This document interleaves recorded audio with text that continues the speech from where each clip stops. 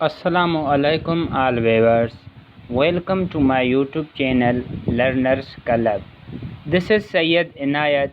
So guys, आज का जो मेरा लेक्चर है वो बहुत ही इम्पोर्टेंट लेक्चर है. So आज का मेरा लेक्चर सार्क का 3 पार्ट है. So guys, without time waste किए चलते हैं अपने लेक्चर की तरफ. उसमें हमने 9 पढ़े थे कि जो एग्जाम्पल थी इसकी. अभी 10 पर आते हैं. SAARC charter self. SAARC charter जो खुद था, तो फर्स्ट पॉइंट है कि जो सार्क है उसकी सुस्ती या गैर मौसर पेश रफ्त की एक अहम वजह यह भी थी कि खुद सार्क चार्टर है. अगर हाउ एवर दगादार दो तरफ़ा ताल्लुकात के दौर में सार्क को बहस के लिए एक एक 10वीं फॉर्म के तौर पर कायम करने के लिए आर्टिकल की एक अहम शर्त थी, 52 आर्टिकल की एक ये अहम शर्त थी. लेकिन इसकी जो मुलाकात थी, मुलाकातों में जो कॉन्फ्लिक्ट दो तरफ़ा प्रॉब्लम्स थी, इस बात करने से मना करता है. इसलिए जो कॉन्फ्लिक्ट्स की रियलिटी है उससे फ़रार होने और अपने दायरा कार अपने अराउंड में उनकी डिस्कस को रोकने के बजाय सार्क को अपने चार्टर को हदफ करने की ज़रूरत है. ऐसा चार्टर को अपना हदफ करने के लिए ज़रूरत है. ऐसा 10 article SAARC needs to delete the articles 10 interest charters. तो ऐसा 10 आर्टिकल्स करने की ज़रूरत है, क्योंकि इसकी तश्कील साल के अरसे के बाद मेंबर्स ममालिक को 13वीं के अब ऐसे मसाइल पर बातचीत करने के काबिल होना चाहिए जो इलाकाई ताउन, जो कि रीजनल कोऑपरेशन है, उसको अमल करने के लिए ख़राब हो. 10 ख़राब होना एक कामयाब इलाकाई ब्लॉक के लिए एक रीजनल कोऑपरेशंस के लिए बहुत ही बेड हो, तो उसके लिए ये चार्टर था. 11वां है इंटर रीजनल ट्रेड, जो कि इंट्रा रीजनल ट्रेड था. उसके फ़रोग़ के लिए मतलबा बहुत सारे इक़दामात उठाए गए, जिसमें इंक्रीज़ ट्रेड हो, किसकी, सार्क की इंक्रीज़ ट्रेड हो, और इक़दामात करने से कासिर है. साउथ एशियंस जो कंट्रीज़ हैं उनके दरमियान बहुत सारी झड़पों ने एक रीजनल्स जो ट्रेड ट्रीटी है उसकी तश्कील और तासीर को बहुत ज़्यादा ख़तरे में डाला है. लेकिन अब अगर देखा जाए SAFT और SAPTA, अब SAFTA और SAPTA डाल दिया है. तक कुछ भी ठोस हासिल नहीं किया हुआ है. अभी तक कोई ठोस इक़दाम नहीं उठाया हुआ है, और ये तिजारती ट्रीटी सिर्फ मेज़ पर वही रह गई है. इंट्रा रीजनल्स ट्रेड थी उसकी नाकामियाँ, वो अनसक्सेसफुल हो गया. उसकी सार्क के जो कंट्रीज़ हैं उसको दो तरफ़ा ट्रीटी के ज़रिए, एक दो तरफ़ा मुआहदे के ज़रिए अपने इक़्तिसादी एडवांटेज को इंक्रीज़ करने के बायस बनती है. इस तरह से ही जो मल्टीलेटरली बहुत सारे कसीर तादाद में इल्ज़ाती तौर पर मशगूल होने की तरगीब में कमी आती है. गाइज, ये इंट्रा रीजनल ट्रेड और सार्क चार्टर था जो मैंने समझाया. तो अभी नेक्स्ट पर है कि रोल ऑफ पाकिस्तान. अभी रोल क्या है पाकिस्तान में, पाकिस्तान का किरदार क्या है सार्क में. तो चलिए चलते हैं कि इन सार्क में Pakistan has played a proactive role to make it a model of regional cooperation. जो पाकिस्तान ने खुद मुख्तियार मसावात के प्रिंसिपल्स पर मुबनी उसके जो आप कह सकते हो कि रीजनल कोऑपरेशंस का नमूना बनाने के लिए बहुत सारे एक्ट किए हैं, और उसका बहुत ज़्यादा रोल अदा किया है पाकिस्तान ने बिल तरतीब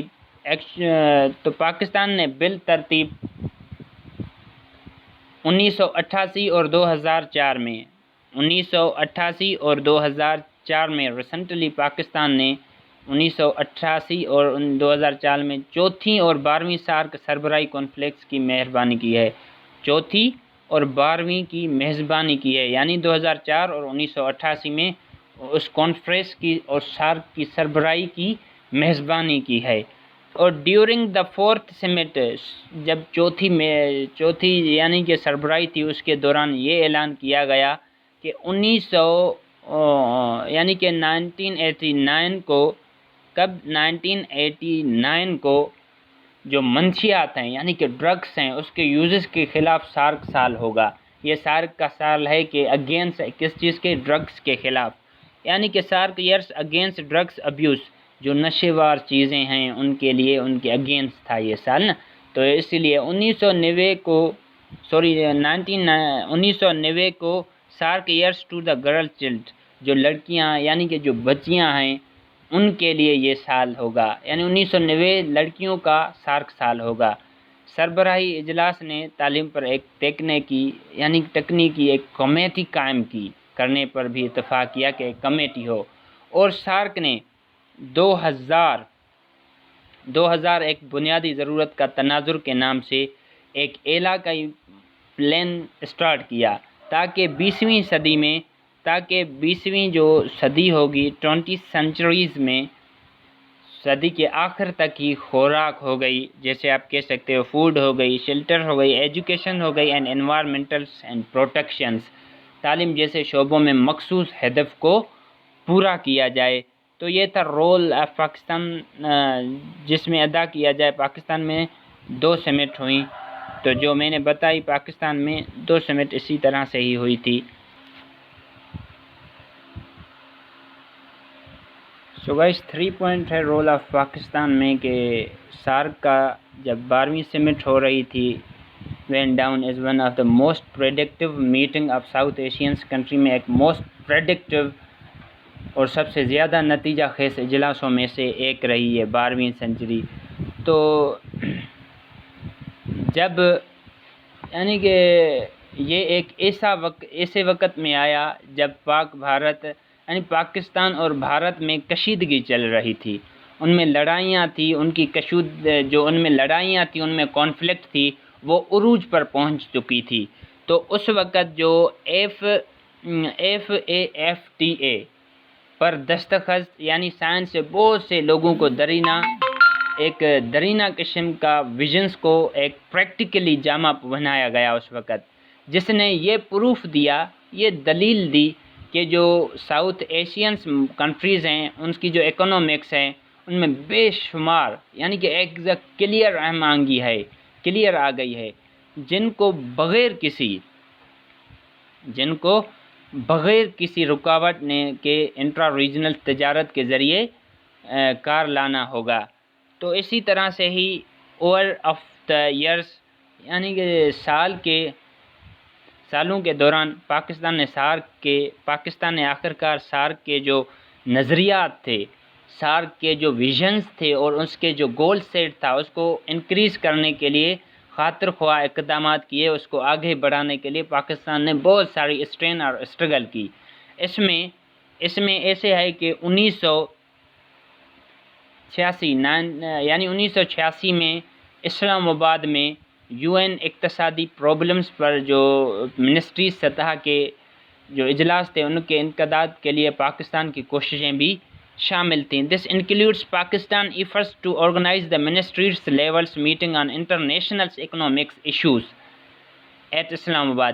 جو ایشوز تھے یعنی کہ آپ کہہ سکتے ہو کہ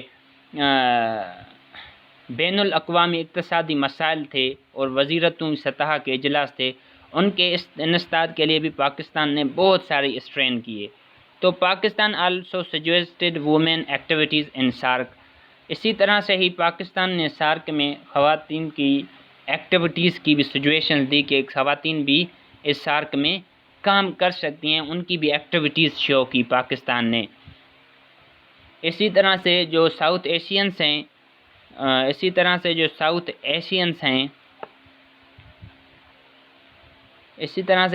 ایشینز جو ممالک ہیں پاکستان نے جنوبی ایشیا کے جو غذائی پروڈکشنز کے پرابلمز ہیں، ان کے جو وسائل ہیں ان میں اپنا حصہ 1900 ٹن سے بڑھا کر دوگنا کر دیا۔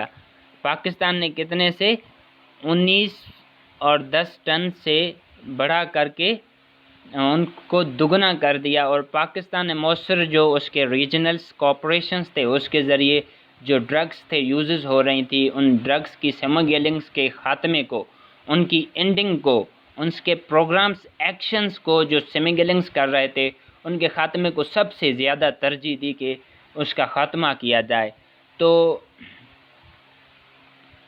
اسی طرح سے پاکستان نے بہت سارے اس چیز پر کوپریشنز پر بہت سارے ریسرچ کی۔ اسی طرح سے سیکنڈ لارجسٹ سارک سیکریٹریٹ کے بجائے نمایاں حصہ ڈالتا ہے، اور یہ سارک کے ایجنڈے میں اگر دیکھا جائے سارک کے ایجنڈے میں بہت ہی غریب خاتمے کی سرپرست رکھتا ہے، یعنی کہ it is the second largest contributes towards all waste activities. یہ سب سے بڑی ایکٹیویٹی تھی سارک کے خلاف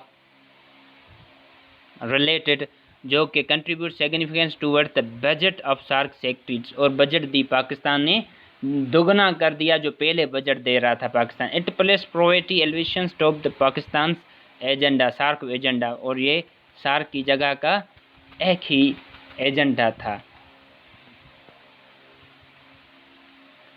ابھی ہم امجد حسین بیسیل has been appointed as a new secretary general of SARC۔ امجد حسین نے 20 سال کو سارک کا ایک نیا سیکیورٹی جنرل مقرر کیا گیا۔ تو ہم چلتے ہیں اس پر کہ فروری 2017 کو پاکستان نے سارک کے سیکریٹری جنرل کی جو رسپانسبلٹی سنبھالی، اس وقت اس کی ذمہ داری سمجھائی اور اس کا اونیس کیا، سنبھالی، اس کے چارج سنبھالے۔ تاجکستان، جو کہ آپ کہہ سکتے ہو کہ جو تاجکستان ہے، تاجکستان میں پاکستان کے سابقہ سفیر، جو اس وقت سفیر تھا پاکستان کا، امجد حسین بیسیل کو سارک کا نیا سیکورٹی جنرل اپوائنٹ کیا گیا اس وقت۔ حالانکہ اگر دیکھا جائے تو ہندوستان کی جو ان کی تقریریں، ان کی جو اسپیچ ہیں، ان میں ڈسٹنکلس یعنی رکاوٹ ڈالنے کے لیے کوششیں کی، اور یہ بھی اس پر بلیم لگایا گیا، اور اس پر یہ بھی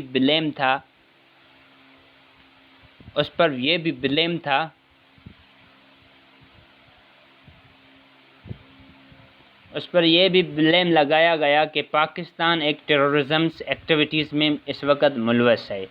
تو جو لیڈنگز آپ دے رہے ہو، جو ہیڈڈ ہے اس اجلاس کے دوران، اس اسپیچ کی توثیق وزراء کی کونسل نے کی، اور یہ کب کی گئی؟ نومبر 2016 میں پاکستان میں ہونا تھا، لیکن ملک کا ایٹماسفیئر، اس کا انوالومنٹل اس لیڈنگ اجلاس کے انعقاد کے لیے سازگار نہیں تھا اس وقت۔ بعد میں ہی ہندوستان نے تقریر کی توثیق کر دی، اور پاکستان کے کندھوں، یعنی کہ a number of the challenge weighing is on Pakistan's shoulders، Pakistan کے کندھوں پر بہت سی چیلنجز ہیں، پاکستان کو بہت ساری چیلنجز پیش آئی۔ ان میں سے پاکستان نے جلد سے جلد جو 19ویں سارک سمٹ تھی، جو 19ویں سارک سربراہی تھی، اس کے اجلاس میں اختتام کرنا شامل کیا، تاکہ سارک کے پورے عمل کو دوبارہ پٹری پر لایا جا سکے، اس کو تربیت دی جائے اور وہ صحیح راستے پر چل سکے جیسے پہلے تھے۔ اس کے لیے ہندوستان اور پاکستان دونوں کو ایک میز پر لانے، یعنی کہ پاکستان اور ہندوستان میں، بھارت میں تو ہمیشہ سے جنگ چلتی رہی ہے نا، سب سے پہلے سارک کی یہی وجہ ہے کہ ان کو ایک ہی میز پر لایا جائے، اور بات چیت کرنے کے لیے سازگار ماحول پیدا کرنے کی ضرورت ہے۔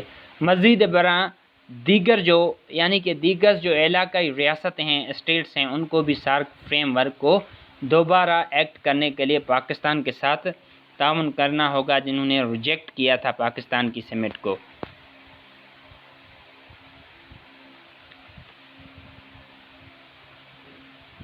اسی طرح سے ہی رہنماؤں کے وے فارورڈز، یعنی کہ رہنماؤں کے لیے بات۔ So SARC can work as a natural from the leader's talk، رہنماؤں کے لیے بات کرنے کے لیے ایک غیر جانبدارانہ فریم کے طور پر کام کر سکتا ہے سارک۔ تو سارک جو ہے اس نے پاسٹ میں یہ دکھایا ہے کہ یہ جو ساؤتھ ایشیا لیڈرز ہیں ان کے درمیان، جو ساؤتھ ایشینس لیڈرز ہیں ان کے درمیان 1986 میں ڈسکس کو فروغ دینے میں مفید ہے۔ اور میں دوسری ہی سارک سربراہی کانفرنس میں ہندوستان اور پاکستان وزیر اعظم جو پرائم منسٹر تھے بھارت کے بھی اور پاکستان کے بھی جو کنٹریز کے پرائم منسٹرز تھے، انہوں نے یعنی کہ ان دونوں کے پرائم منسٹر نے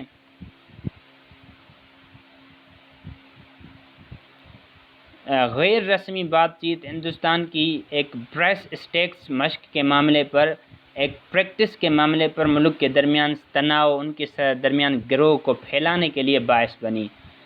بھارت اور پاکستان میں اگر دیکھا جائے جنوری 2004 کو، کب 19 جنوری 2004 کے درمیان مفاہمت کی ڈسکس ہوئی، بات چیت ہوئی۔ آئندہ سارک 30 ہندوستانی کانفرنس میں شروع کی جائے گی۔ جو سارک ہے وہ آئندہ 30 کانفرنس میں شامل کی جائے گی یا شروع کی جائے گی۔ اور پاکستان کے جو سفارت خانے ہیں، پاکستان کے جو آپ کہہ سکتے ہو کہ سفارتکاروں کے درمیان یہ ایک انفیکٹ کانفرنس میں پیش رفت ہوئی، اگرچہ بات چیت کے اب تک ٹھوس کوئی ان کا رزلٹ نہیں نکلا۔ تجربات ان نے جو یعنی کہ ایکسپریمنٹ کیا اس سے پتہ چلتا ہے کہ سارک سیاسی تعاون کو فروغ دینے، پولیٹیکل جو کوآپریشنز ہیں اس کو پرووائڈ کرنے کے لیے، اس کو آگے لانے کے لیے، ان کو فروغ دینے اور ساؤتھ ایشینس لیڈرز کے درمیان جو رابطے ہیں، ان کے جو کانٹیکٹ ہیں، ان کے لیے ایک فورم کے طور پر کام کر سکتا ہے، کام کر سکتا ہے۔ تو اسی طرح سے ہی جب بات بین علاقائی تجارتی کی ہوئی تو سارک اپنے رکن ممالک کو ایک دوسرے کے ساتھ تجارت کرنے پر مجبور نہیں کر سکتا۔ جو سارک ہے وہ can not force to member state to trade with and others, but it can create a portfolio from them intact۔ یعنی جب بات بین علاقائی تجارتی تک ہوئی تو سارک اپنے رکن ممالک کو ایک دوسرے کے ساتھ تجارت کرنے پر، ایک ٹریڈ کرنے پر تو مجبور نہیں کر سکتا، لیکن یہ ان کے لیے بات چیت کرنے کے لیے ایک پورٹفولیو بنا سکتا ہے۔ اور علاقائی ریاستوں کا جو تعاون ہے، کوآپریشن ہے، وہ بھی تو بہت نیسیسری ہے۔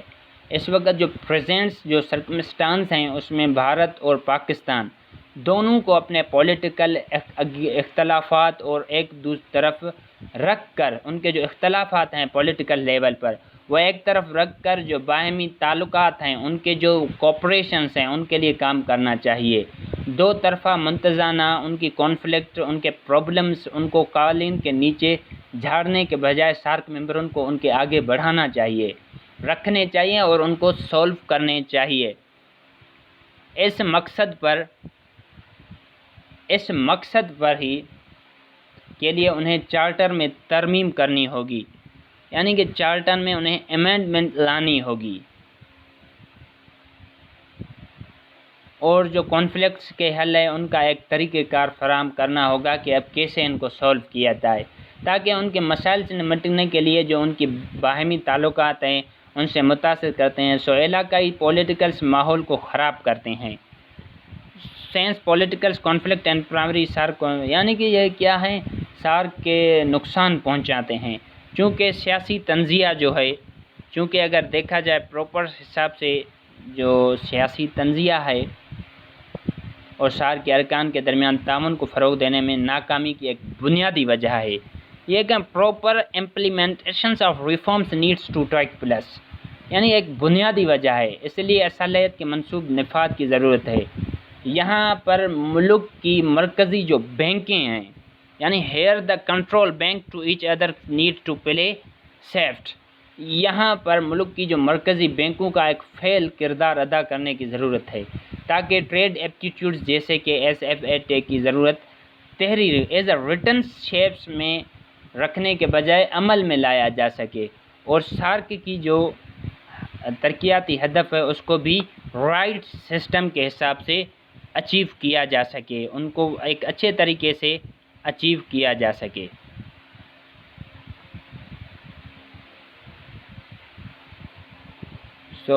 چائنا اینڈ پاکستان اکنامک کوریڈرز، یہ جو سی پیک ہے تو اہم کردار ادا کرے گا سی پیک کا، یہ China and Pakistan economic corridors CPEC کردار ادا کرے گا۔ سارک ممالک کے درمیان ایک اسٹرانگ آپ کہہ سکتے ہو کہ ریجنلز کنیکٹ سے کاروباری بزنس کے حساب سے موقع پیدا ہوں گے جب یہ سی پیک بنے گا، اور جو جنرلی جو پیپلز ہیں ان کے معیار کے لیے، ان کی کوالٹیز زندگی کے لیے بلند کرنے میں مدد ملے گی۔